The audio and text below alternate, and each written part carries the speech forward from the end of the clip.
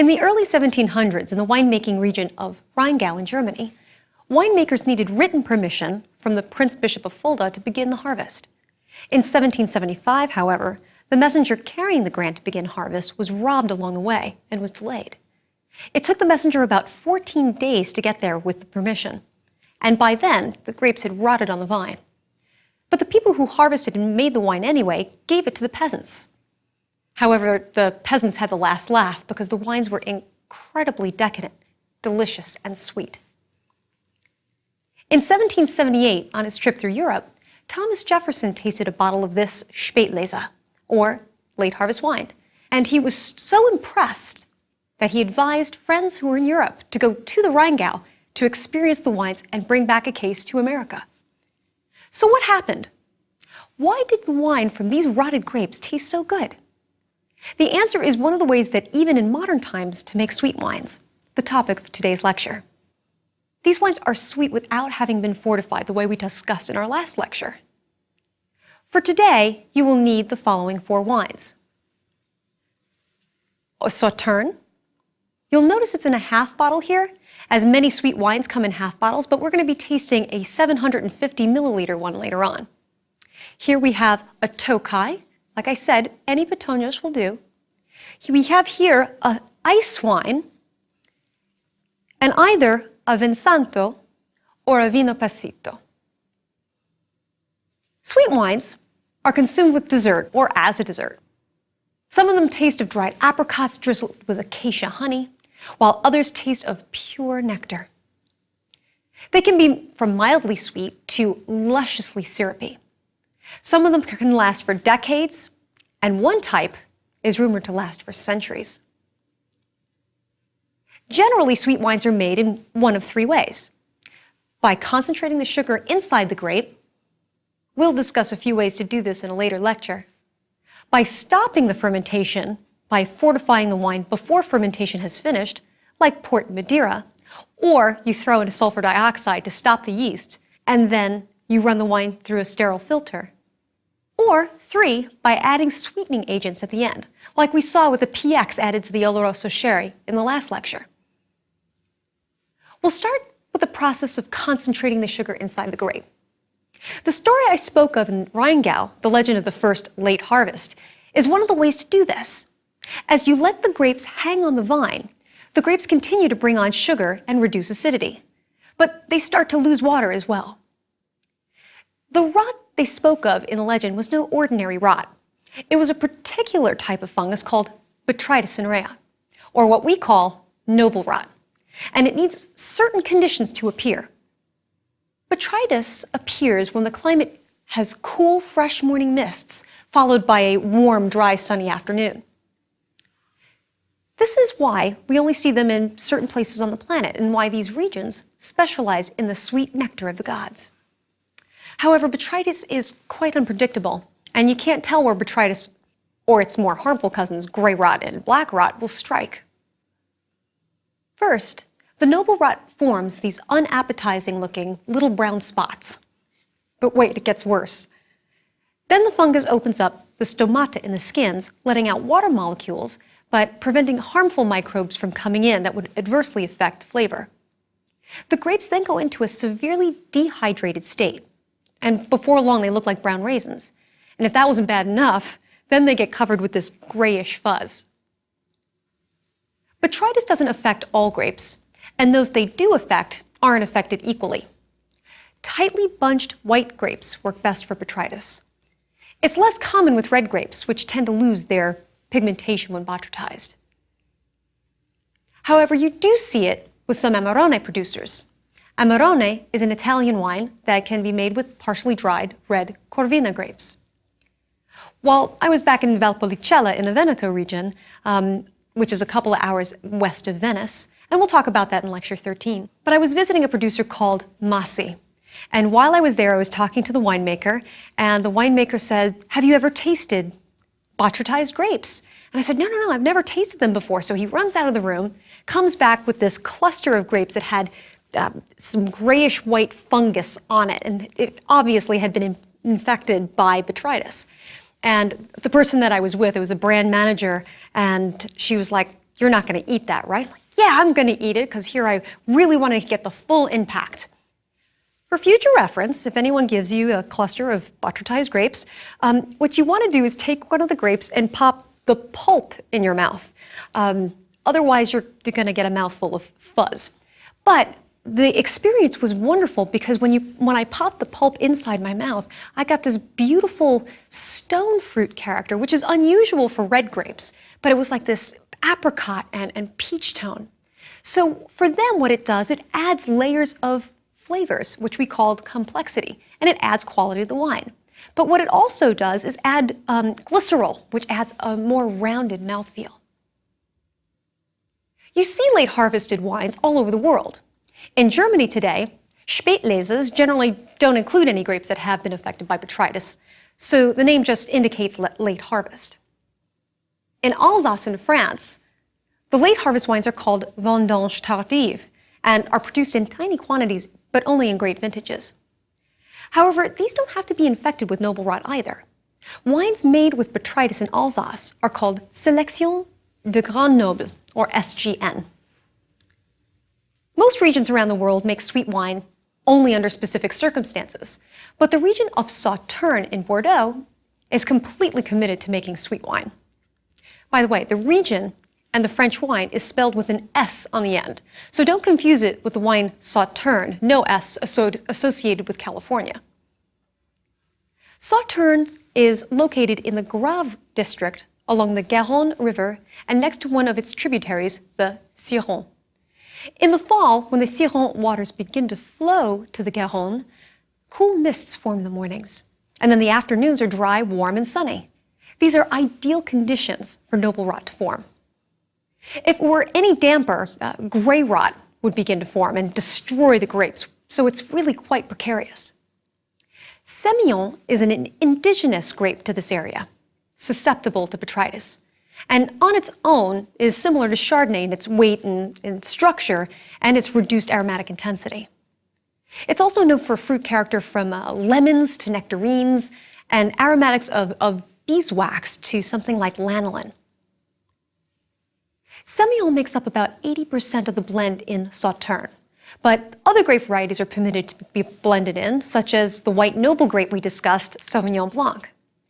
Sauvignon Blanc adds freshness, acidity, and aromatic lift to Sauternes, while Muscadel, another grape variety, which might also be in the blend, adds more of a floral component and finesse. The botrytized grapes are carefully harvested by hand and pressed carefully as they don't want any astringency. Then they're fermented either in stainless steel tanks or in small French oak barrels called barriques. Barrel fermentation adds vanilla and spice character to the wine and further layers of complexity. Some producers use 100% new French oak for the most intense oak flavors, while others use partially new oak, and still others use no oak at all. It's a stylistic decision. Sauternes. Let's pick up our Sauternes glass and let's look at the color. You can definitely tell this is a 2006, but you can already tell that it's a nice gold color. Now let's do our chest, chin, nose test to test its aromatic intensity. It's fairly aromatic, but I wouldn't say it's very, very aromatic. So let's stick our nose in the glass and see what we get. It's beautiful. It smells of sweet nectarines, apricots. You even get a hint of lemon in there and honeysuckle. When it gets a little bit older, it can smell more of dried fruit and marzipan. But you definitely get some of that vanilla and cream because Sauternes is matured in oak. And also, as it gets older, you get more of a nuttiness and a toastiness. Now let's take a sip.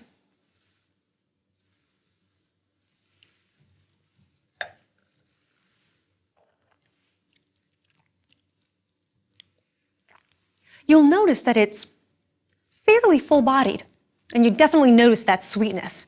But notice too that the acid in it is quite balanced. And no matter how long I'm talking here, the length just keeps going on and on and on.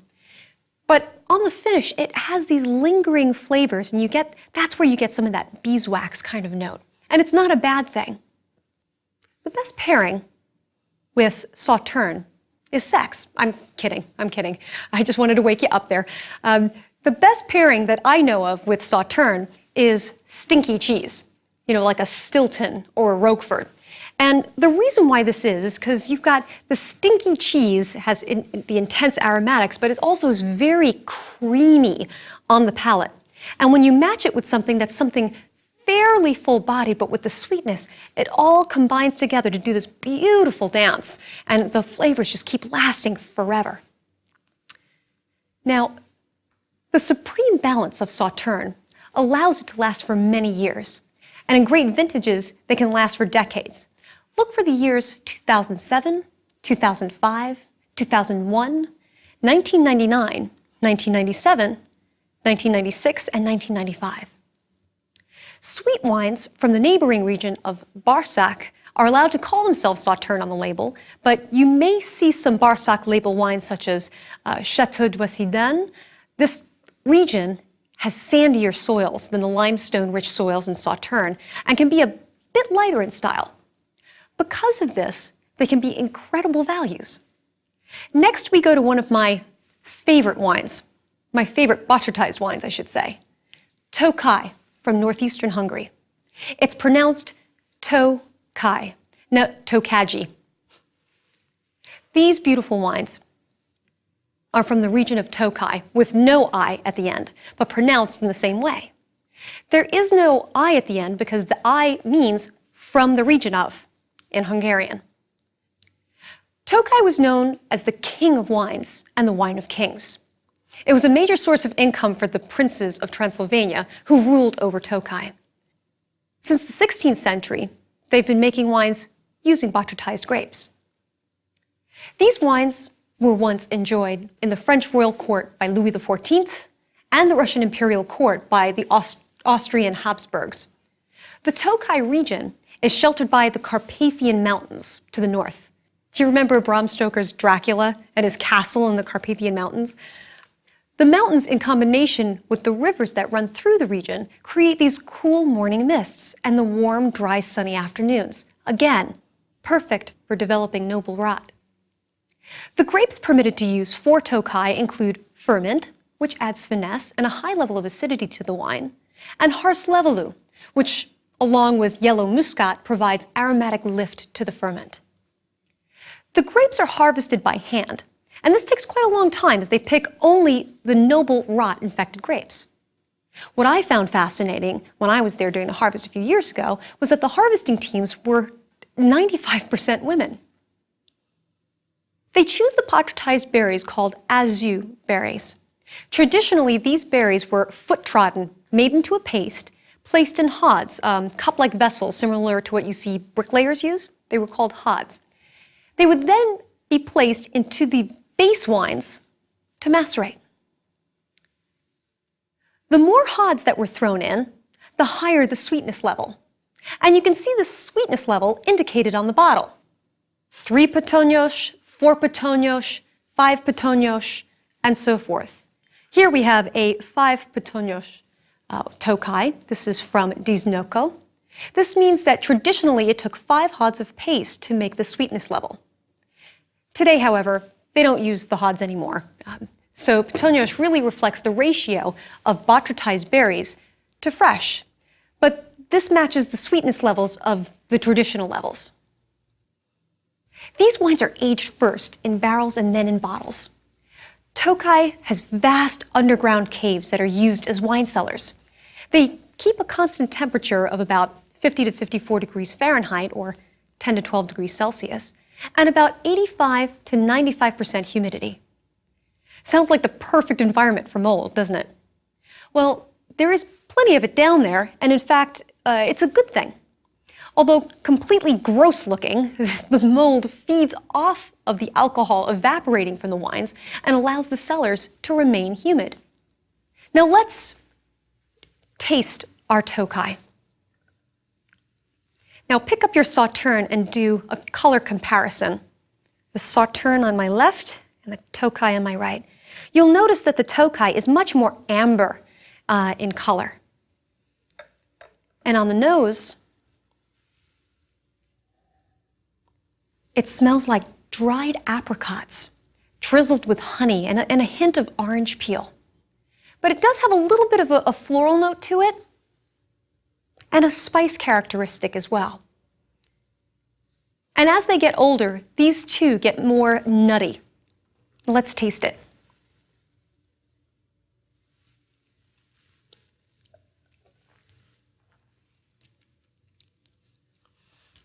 The Tokai is sweet, and when you first take it into your mouth, it attacks your taste buds with a great level of sweetness.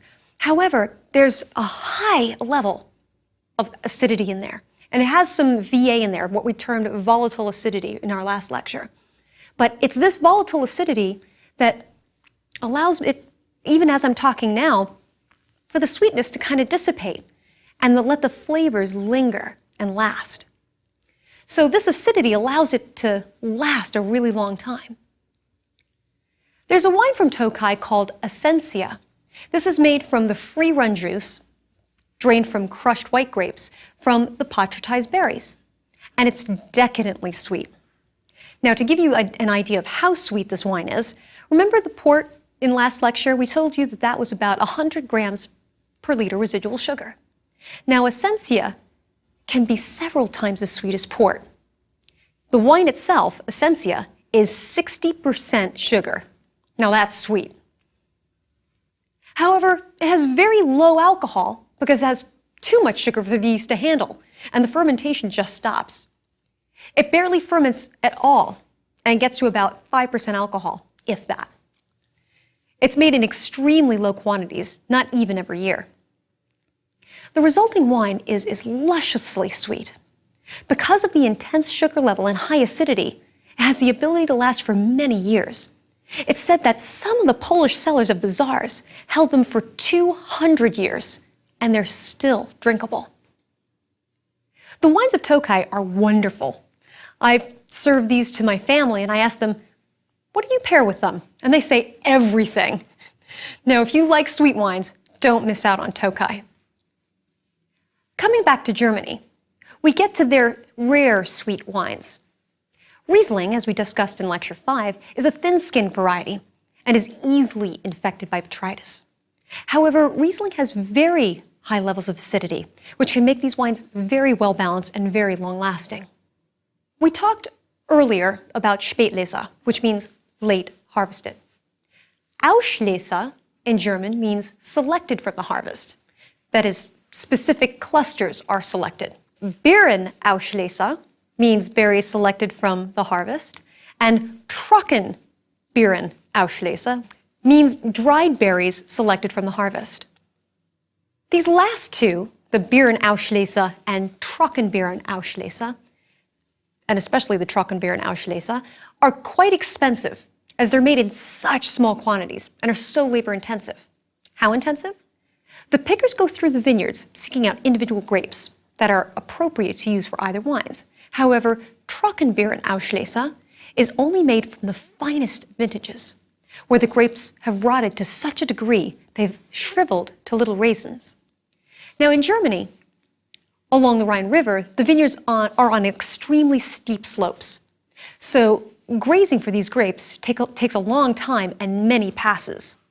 But just to give you an idea of how long it takes, a normal hand harvester can pick approximately 750 bottles worth of grapes per day. However, it takes a picker an entire day to pick the grapes for just a single bottle of Beerenauslese and 2 days for a bottle of Trockenbeerenauslese. That's why Trockenbeerenauslese is one of the world's most expensive wines. Now, if you have the pleasure of drinking one, you'll find that its aromas just jump out of the glass with notes of white peach, hints of lemons, limes, honey, almonds, and even sultanas or golden raisins. Older vintages definitely get that petrol aroma we talked about and a strong undertone of minerality. On the palate, they're also lusciously sweet, with the Trockenbeer and Auslese being the sweetest. It can be about 1.5 times the sweetness of port, and in some cases as sweet as the Tokai Essentia. You also see these designations in Austria for their sweet wines, and they generally follow the same practices. Eiswein, or ice wine, is another cool climate sweet wine you may find in Germany. And in the US, we see a bit of coming from Canada. It too is made from Riesling, although you do find other grapes as well. Here we have one from Austria that's made from Chardonnay as well as Welsh Riesling. Ice wine is when the grapes are picked frozen solid. They're picked when the nighttime temperature reaches about 21 degrees Fahrenheit or 6 below degrees Celsius, or even lower. Although they say the best results come when the temperature is around 18 degrees Fahrenheit or -8 degrees Celsius. By law in Canada, the temperature must be 17 degrees Fahrenheit, and in Germany, 19 degrees Fahrenheit. Now, I hate the cold, so I can't imagine how miserable it is picking outside at this type of temperature. This doesn't generally happen until about January for Germany, and the wine will carry the vintage from the previous year, even though it's picked in January. Because it's January and the grapes have been there for a long time, it's hard to prevent hungry thieves, such as birds and, believe it or not, wild boar from coming in and eating them. Wild boar is actually a huge problem throughout Europe, and it's another reason for low quantities of ice wine. While I was in Portugal with some other MWs and candidates, a friend of mine went for an early morning stroll, and as she did so, she heard loud Britney Spears music blaring in the vineyards. So she asked what the early disco was for when she came back, and they told her it was to scare away the wild boar, to prevent them from eating the grapes. And I guess wild boar don't really like American pop music. But they warned her that the boar can be extremely dangerous, and they've been known to seriously injure or even kill people. Most producers in Germany produce ice wine with no botrytis on the berries, but this is not required by law. In Canada, most ice wines are made with a thick-skinned hybrid called Vidal that does extremely well in the cold winters in Canada. That country now produces more ice wine than Germany does ice wine. Once the grapes are harvested, they're immediately pressed, and the water, which is actually ice at this time, is taken out. This leaves the highly concentrated sugar and acid, which is this sweet nectar, to ferment. Now let's taste this ice wine that we have here from Austria. Now, if we had a German ice wine, or even the Canadian, it would look like a pale white wine. But because this is made from Chardonnay and with Welsh Riesling, it's a little bit darker. So what aromas do you get from it? You really don't get any botrytic notes or botrytis notes because there is no botrytis in it. But with ice wine, you're going to get some clean, lemony character. And you're going to get some, maybe even some lime, maybe some fresh citrus or honey or even passion fruit notes. With this, I get even a little bit of a baked apple kind of character. Now, in the old world, you're going to get a much stronger mineral tone. But they say that ice wine still smells of fresh snow. I've never gotten it, but you might. Now let's taste the wine.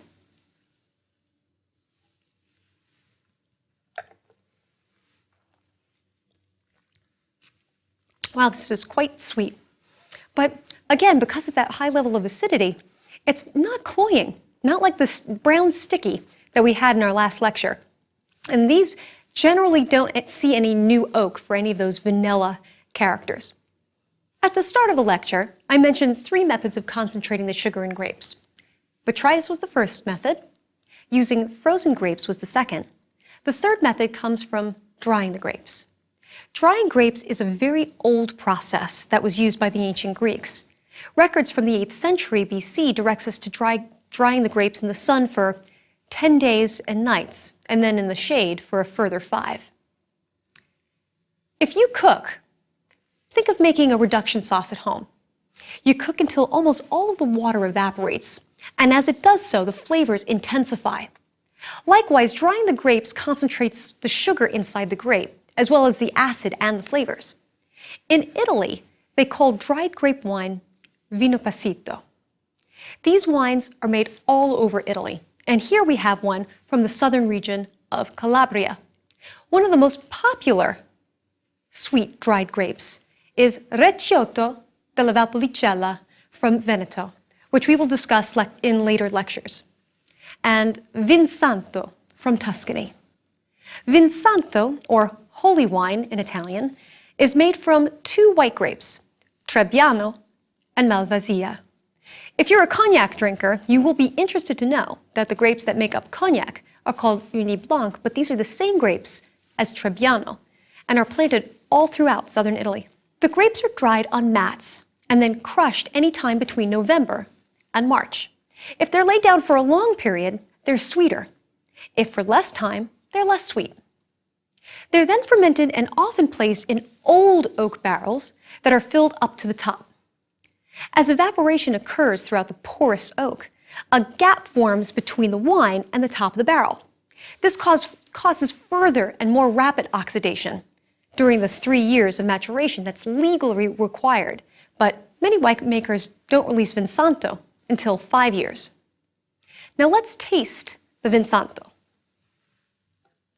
Notice it has a brownish, tawny color. This is because of the oxidation. Now, let's smell it.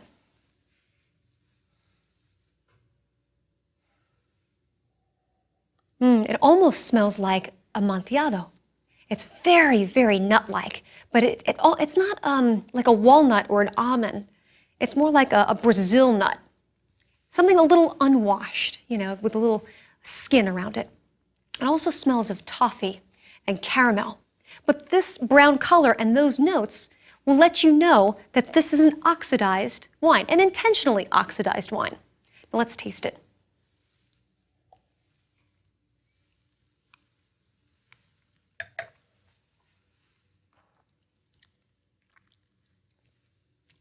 Vinsanto can be anything from dry, fairly dry, to very sweet. And so you see all different ranges. And you're not going to really be able to tell on the bottle which one's very sweet and which one's dry.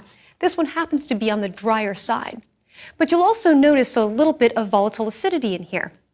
Sometimes, though, if the winemaking isn't really particularly careful, it can taste like nail polish remover, so that's not so good.